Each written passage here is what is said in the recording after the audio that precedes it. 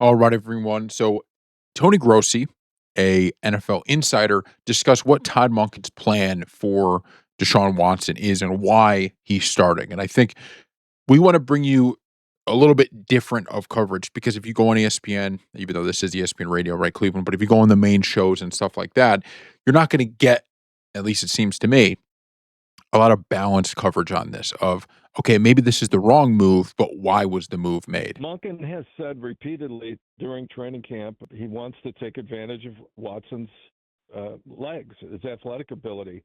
He has incorporated some designed runs that were on display yesterday. Watson is actually really excited about it. And keep in mind, I'm not talking about 10 to 12 runs a game, but three key runs, three quarterback draws, or RPOs or read options uh, at key moments could be significant plays. For a guy So this is interesting. I would have never in a million years thought that this would be one of the things that he was looking to do. And it's not because it's like crazy, right? It's just you wouldn't think Watson's an older quarterback and all of this. This is why I've defended what Monken has done. And I thought after Deshaun Watson's comments, if Monken decided you're benched, would have had no problem with it. You're not starting because you just can't say the things Watson said. Now he walked it back, he apologized, but I thought it was very telling. But I also understand that putting Shadur Sanders in now, if he doesn't perform, you have two road games right off the bat, so you have a chance to see what Watson can give you, and then also give the fans what they want by the time the first home game comes around.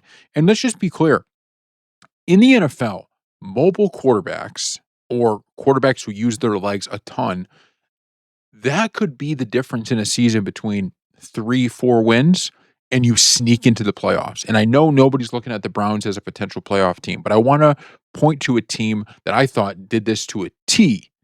And ever since I watched it, it has stuck in my head as, I don't think you're going to win a championship just based off this, but it has success.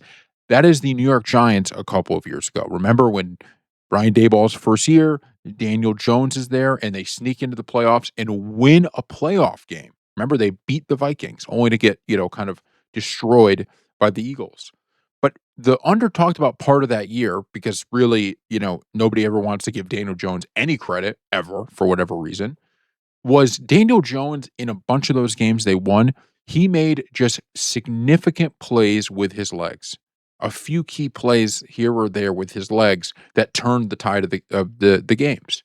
Maybe it was running for first down and 3rd and 10. Maybe it was, on a 2nd and 15, he runs for 7 or 8 yards, and then they pick up like small little things that he used his legs for. And so from that standpoint, I can get what Monken's thinking here. You have the veteran Deshaun Watson.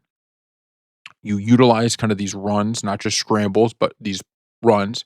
And if they could just get your offense going a little bit, who knows? Right? You're giving yourself a better chance to win some of these coming off games. 2 Achilles tears, we're going to start running him with the football, 30 years old? Yeah, but those are different injuries. Okay, there's a shoulder, there's the suspension. Really the key factor is how does he look after the two Achilles surgeries, and the training camp and the mini camp and the OTAs has proved he looks as good as new. So to me, that last little part of the segment, and I'm not, making fun of anybody here, but to me, that last part of the segment is the difference between kind of the NFL insider, which you could joke about, whether how much the insiders know because there's so many insiders now, but this guy, he knows his stuff, and the kind of radio host take where he's like, oh, well, we're gonna. He's the radio host here is already kind of crapping on the plan, right? Saying, well, this guy's coming off an injury, this and that, and it's true, but what does that have to do with anything? Right? You already know you're not in a good situation here. And you know that Deshaun Watson is not someone that is going to be your quarterback for the next decade, most likely, unless he has some turn back the clock season. But even in that case, you're still not going to pump a bunch of money into this anymore. You already gave him a bunch of money and he didn't do much for you. So that's out. So the fact that, okay, you're looking at your roster, you're going, I think this gives us the best chance to win. Why don't we try it? Okay, it's not 100% foolproof plan, but it's a good plan. it's a plan that could potentially make you competitive. And I don't get why so often in the media, you get these guys, they're hired as coaches, whether it's OCs, DCs, whatever it is, and they see a lot more of these guys than I do, than a lot of these people do, right? Because they're around them all the time. Now, Todd Monken's obviously just first year, so he wouldn't have seen as much. But the idea that, Todd Monken would be watching this team and just see, you know what, Shadur Sanders, he looks great. He's amazing. He'll probably win us more games in my first season, but we're going to bench him because for some reason I just want to run this Watson system. That doesn't make sense. The clear truth of it is he probably looked at both of them. They both look good some days, bad others, and he felt Watson with the running attack is a better chance to do this. Now, maybe they do want a draft pick, so maybe it's a tank thing. Fine, but that's a different argument. But that's what he's trying out, right? That's what they're trying out here. So I just don't understand why that's so tough to understand. This would be much different if let's say this wasn't the Browns. Let's say this was like the Bengals, right? Who have put money now into the both receivers, put money into the defense with Dexter Lawrence through the trade. That would be different if you're like, listen, this is Super Bowl or bust this season, and your plan of attack that you have is one where, Joe Burrow, someone who's notoriously injured, is now doing QB runs, which I know he's not a running quarterback, but you get what I'm saying, right? That would be, I think, more of a critique that makes sense, where you're like, listen, you have a championship level team here, and the offense we're doing is high risk. Well, why are we doing that? That doesn't make sense, right? Let's make it something where we're not putting our QB at risk. But if you're the Browns, why would you not try this? Why would you not go for this? Most likely, if it doesn't work out in the first two games, guess who's coming in week 3 at home for the first home game? Sanders. So it's like this guy just gets hired, and there's this media firestorm, I think, for no reason. There's zero reason that there's a media firestorm right now. Sanders got a chance last year and did not look good. That's what people it's like sometimes you're like, "Man, did you forget that?" This is a much different situation than if Sanders was, someone who was drafted 3rd overall in last year's draft. And now, he gets his chance. And you can't do the thing where it's like, well, Sanders didn't have anybody last year. Okay, well, neither does Watson, right? They're playing with the same roster. So, it just doesn't work that way. And to me, this is setting up. If you're a Browns fan, I know you're probably, and I want to preference some of my criticisms here with, if you're a Browns fan, I understand why you're just pissed. Okay, I get it. I mean, this is you had to now sit through one of the worst trades and worst contracts in the history of the NFL, and then just last week you get a guy that goes up there and basically blames you for that. Right? Yeah, I don't know why they're booing me. Well, I don't know. Maybe that's the reason, right? So, if you're a Browns fan, you could be pissed. Maybe that's this radio host. Maybe that's why he's pissed, right? But I just think if you're a Browns fan, this is actually setting up exactly the way I'd want it to, which is Watson is the guy that 99.9% is not the future of this team. So the 2 road games to start this year, a year you probably don't want to win many games anyways, to be honest, he will start. If those go sideways and you're 0-2 or you're 1-1, but you looked horrid in game 2 or something, then game 3, the first home game, you get to try Shadur Sanders as your starter. And now he's going to get from week 3, probably till the end of the year, to show what he could do.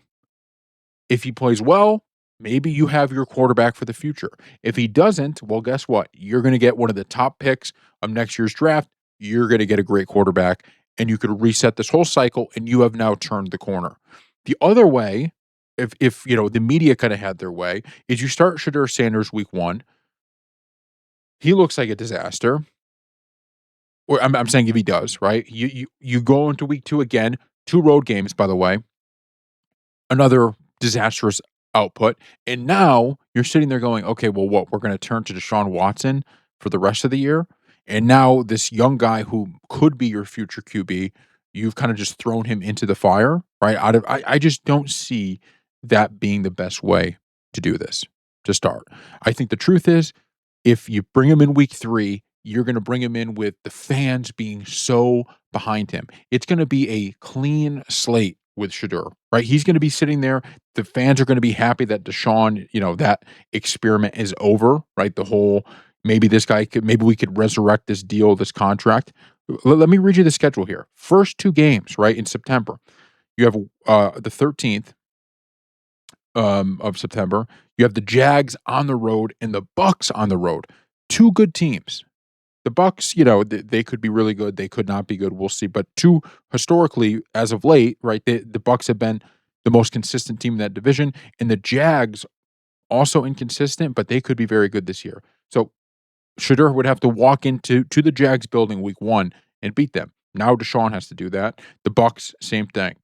The home game you get is against the Panthers. Now, the Panthers were a little bit better last year than I think people anticipated, but I would much rather be seeing them in my first home start than the Jags on the road. The second one is the Steelers. Now, I like McCarthy a lot, but McCarthy, he's probably gonna he's a guy that could get you wins, but would I rather the Steelers than that Jags team, especially that they're at home? Yes. Then you travel to play the Jets after that. Super winnable game for you. Ravens on the road, that's a tough one. But then you got the Titans, the Steelers, the Saints, and it's not until week 10 when you play the Texans that you have to play another, people they're going to have an amazing defense. So that what we just read there, it's a very favorable schedule for Shedeur, right? And so he's going to ride this wave into the season of the fans being happy about it and happy with him finally starting, and he gets favorable matchups to start. All of that is a much better recipe than starting him right off the bat, his confidence getting shaken, the fan base being already out on the season because it wasn't Deshaun that lost you 2 games.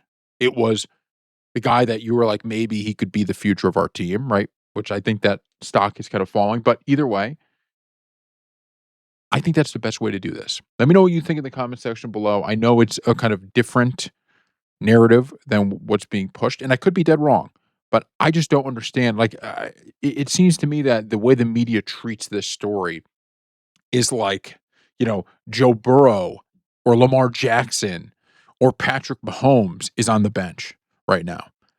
Shedeur Sanders had a great college career, but there was a clear reason that he fell in the draft. And I do think one day he could be a decent quarterback in the NFL, but that's going to take a little bit of time. And what we saw last year was not enough. There were not enough bright spots for me to say that, yes, he has to be the guy to start this year. Thank you all.